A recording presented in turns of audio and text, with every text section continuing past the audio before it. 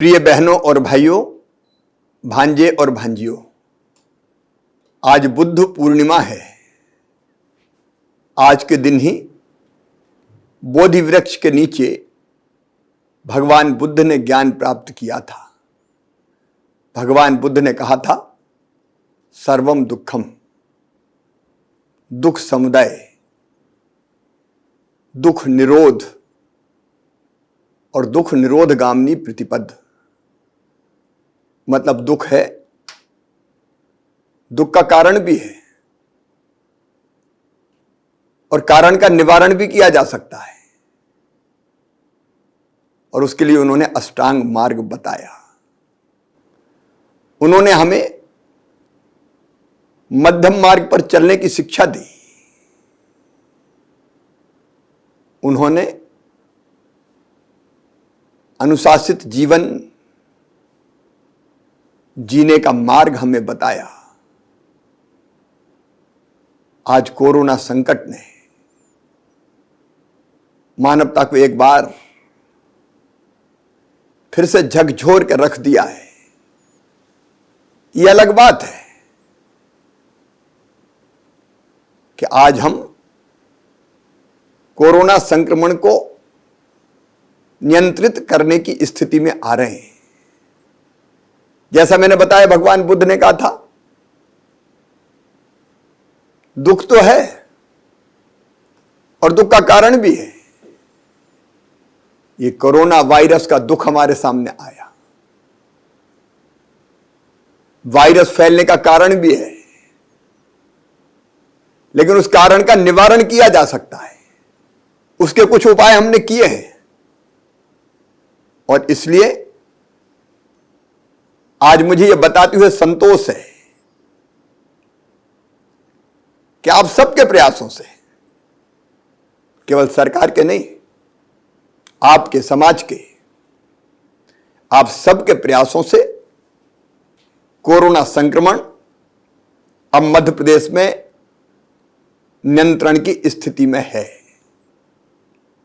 कल हमने 70,000 से ज्यादा टेस्ट किए, लेकिन उनमें से पॉजिटिव केस आए 2,189, 7,846 स्वस्थ होकर घर वापस गए। पॉजिटिविटी रेट घटकर अब 3.1% के आसपास रह गया है और रिकवरी रेट बढ़कर, मतलब स्वस्थ होने वालों की दर 93.39% है। मतलब 100 बीमार जो थे,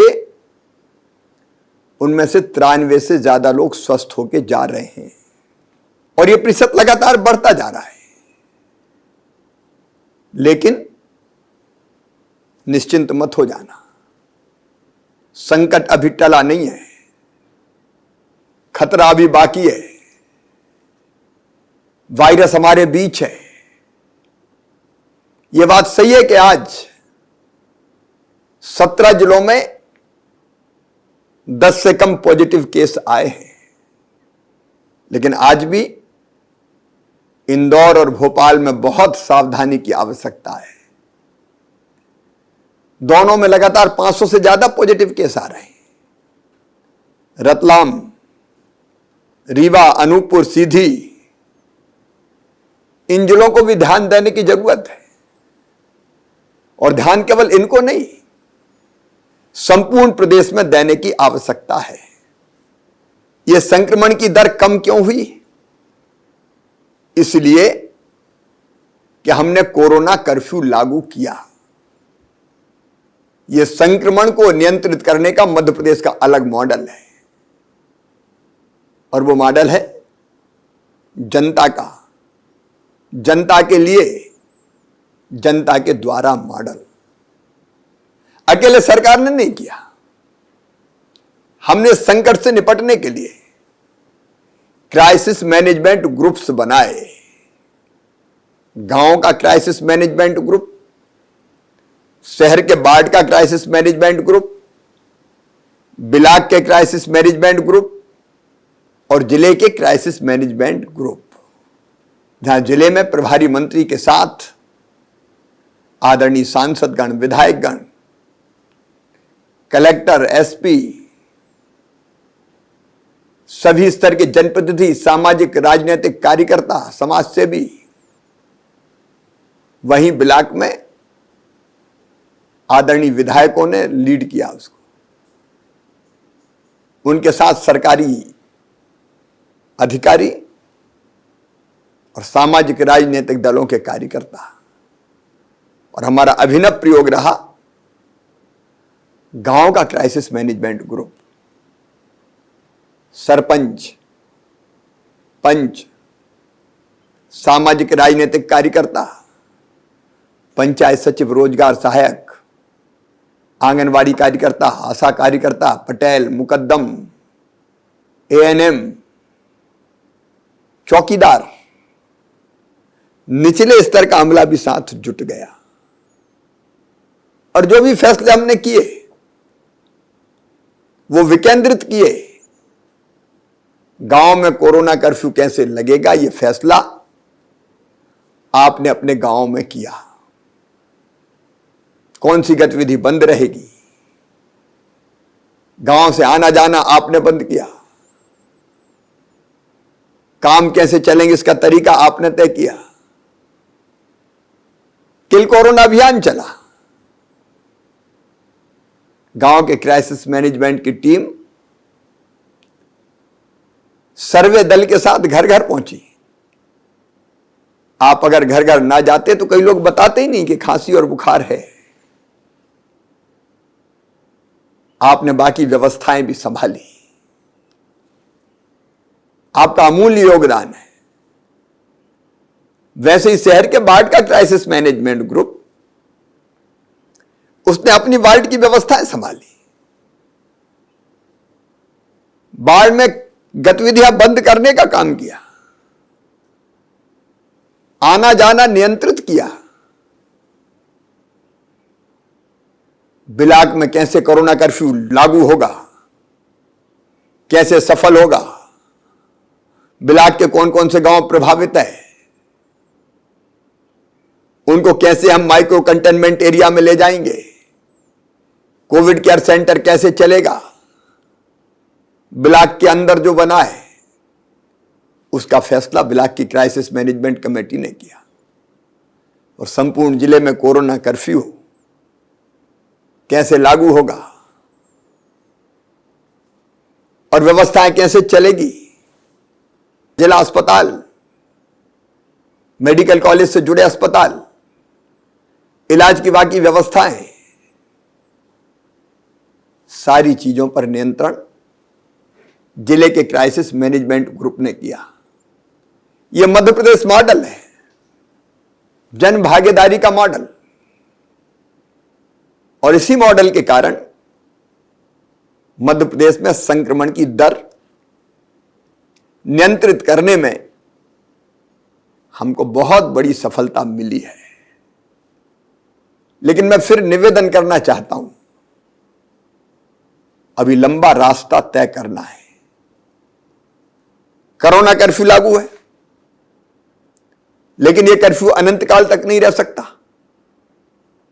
हमने तय किया है 1 जून से धीरे धीरे हम आर्थिक गतिविधियां खोलेंगे, शुरू करेंगे, क्योंकि दुनिया भी तो हमें चलानी है।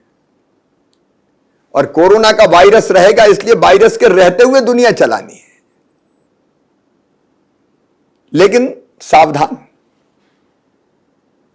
अगर असावधान रहे, अचानक निकल पड़े, भीड़ें इकट्ठी होने लगी, मेला ठेला शुरू हो गए, आयोजन प्रारंभ हो गए, तो संक्रमण को बढ़ते देर नहीं लगेगी, हम फिर से संकट में फंस जाएंगे।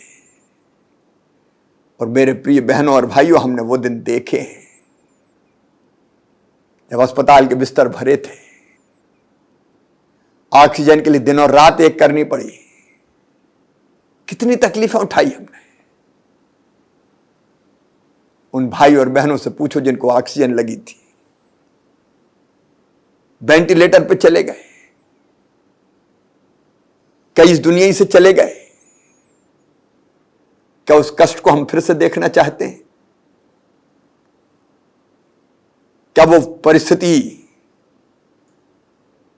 फिर से वापस आए, इसकी हम कल्पना भी कर सकते हैं? कदापि नहीं। हम वैसी परिस्थितियां नहीं बनने देंगे। और इसलिए सावधानी की आवश्यकता है। इसलिए कोरोना कर्फ्यू धीरे धीरे खोला जाएगा। और कौन तय करेगा? आप तय करोगे कैसे खोला जाएगा। गांव में कौन सी गतिविधि चालू रहेगी, कौन सी बंद रहेगी, यह गांव की क्राइसिस मैनेजमेंट कमेटी को तय करना है।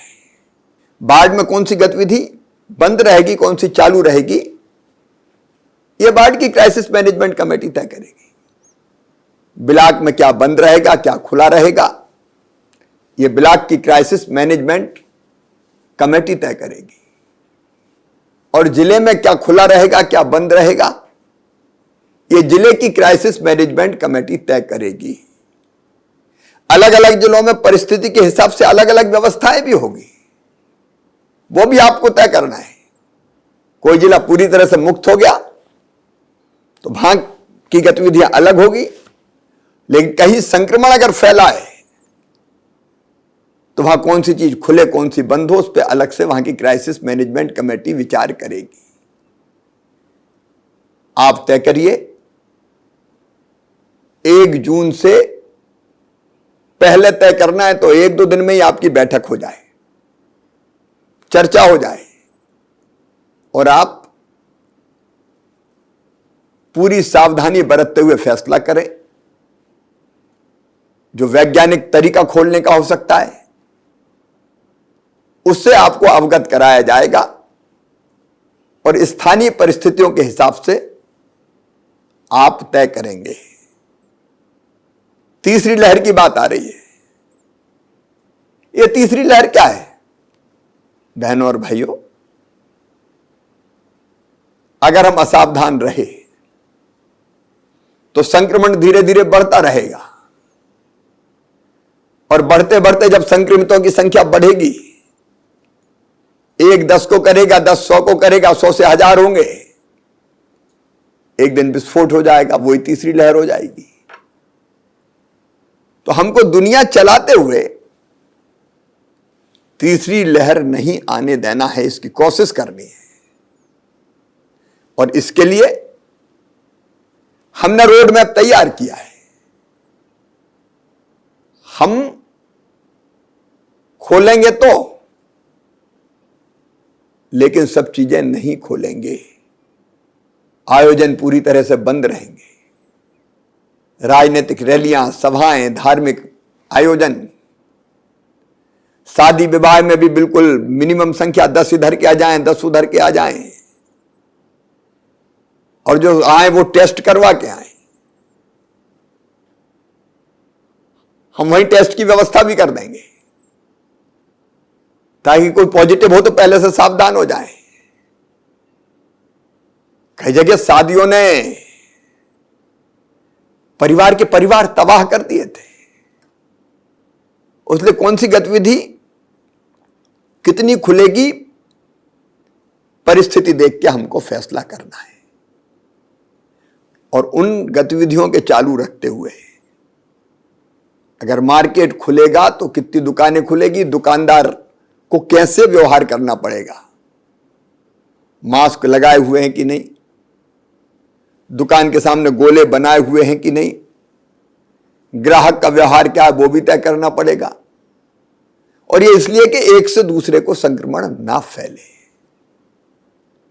तो वो व्यवहार तय होगा, नियम बनेंगे, धारा 144 लगी रहेगी ताकि भीड़ इकट्ठी ना हो पाए। लेकिन उसके साथ साथ टेस्ट भी जारी रहेंगे।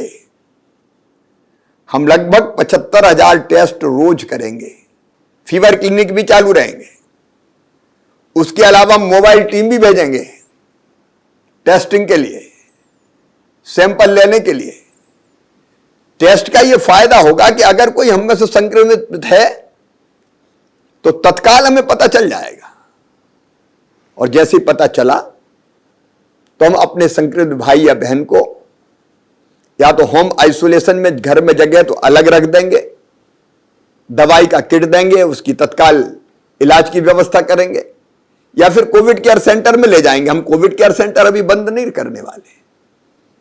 कोविड केयर सेंटर में चाय, नाश्ता, भोजन सबका इंतजाम करेंगे, इलाज की व्यवस्था करेंगे ताकि उससे बाकी परिवार के सदस्य संक्रमित ना हो। और फिर हम कॉन्ट्रैक्ट ट्रेसिंग करेंगे। अब नंबर कम हो गया इसलिए यह संभव है। कॉन्ट्रैक्ट ट्रेसिंग का मतलब है एक पॉजिटिव अगर निकला तो उसके पूरे परिवार के सदस्यों का सैंपल लिया जाएगा, टेस्ट किया जाएगा, उससे मिलने वाले बाकी लोगों का भी टेस्ट किया जाएगा, ताकि उसके कारण अगर कहीं संक्रमण फैला हो तो हम उस संक्रमण को तत्काल पकड़ लें, और कोई संक्रमित हुआ हो तो उसको फिर हम होम आइसोलेशन या कोविड केयर सेंटर पर ले जाकर उसके इलाज की भी व्यवस्था कर लें, और नहीं तो वो पता नहीं कितनों को संक्रमित करेगा। तो कॉन्ट्रैक्ट ट्रेसिंग। फिर अगर कहीं पॉजिटिव केस मिले, एक मिला, दो मिले, तो वहां माइक्रो कंटेनमेंट एरिया बना देंगे। उस घर को घेर लेंगे, दो चार घर को घेर लेंगे, वहां से आना जाना बंद करेंगे ताकि वो संक्रमण वहां से बाकी लोगों में ना फैले। और चौथी चीज, किल कोरोना अभियान जारी रहेगा। अब हम आज से किल कोरोना अभियान 4 शुरू कर रहे हैं। मतलब गांव गांव में टीमें जाती रहेगी, सर्दी जुकाम बुखार वालों को ढूंढती रहेंगी क्राइसिस मैनेजमेंट ग्रुप के साथ, ताकि किसी को सर्दी जुकाम बुखार है तो उसकी तबीयत ना बिगड़े, तत्काल दवाई का निःशुल्क किट उसको दे दें, वो दवाई खाना शुरू कर दे और उसका टेस्ट हो जाए तो तत्काल पता चल जाए। और इन कदमों का फायदा यह होगा